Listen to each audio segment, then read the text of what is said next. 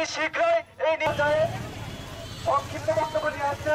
সারা বাংলাদেশে যে পরিমাণ ধর্ষণ, গুম, হত্যা, ছিনতাইকারী এবং যেসব অনৈতিক কাজকর্ম শুরু হয়েছে, আমরা এই দেশের জনগণ, আমাদের দায়িত্ব সরকার আমাদের নিরাপত্তা দেবে, কিন্তু সেই সরকার যাদেরকে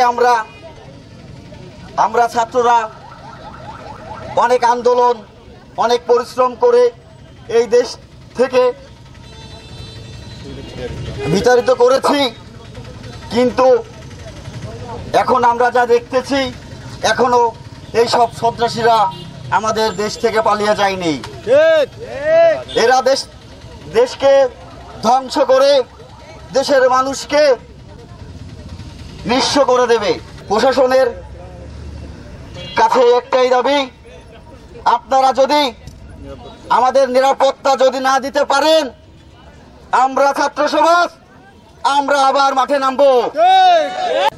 আমাদের দেশের যে পরিস্থিতি, সেই পরিস্থিতির আলোকে দেশের বিভিন্ন আইন শৃঙ্খলা পরিস্থিতি যেগুলো অবনতি হচ্ছে, দেশে বিভিন্ন ধরনের সমস্যা, ছিনতাই, ধর্ষণ এগুলো বেড়ে যাচ্ছে। আমরা সচেতন সমাজের পক্ষ থেকে আমরা চাই এদেশের যে বিশৃঙ্খলা, দেশের যে সমস্যা, প্রশাসন এগুলো কঠোর হস্তে দমন করবে এবং প্রশাসন এরকম উদ্যোগ নেবে যে উদ্যোগের মাধ্যমে আমাদের সমাজের অস্থিতিশীলতা, যে কোনো ধরনের সমস্যা, যে কোনো ধরনের অন্যায়, চাঁদাবাজি সকল কিছু প্রতিহত হবে।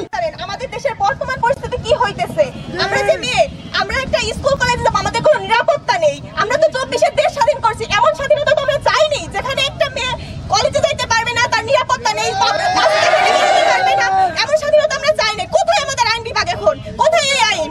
কোথায় এই বিচার? প্রতিদিন রাস্তাঘাটে হাজার হাজার মা বোনের সম্মান নষ্ট হচ্ছে। আপনারা কোথায়? এখন সেই মা বোনের সম্মান দেবেন আজকে কেন?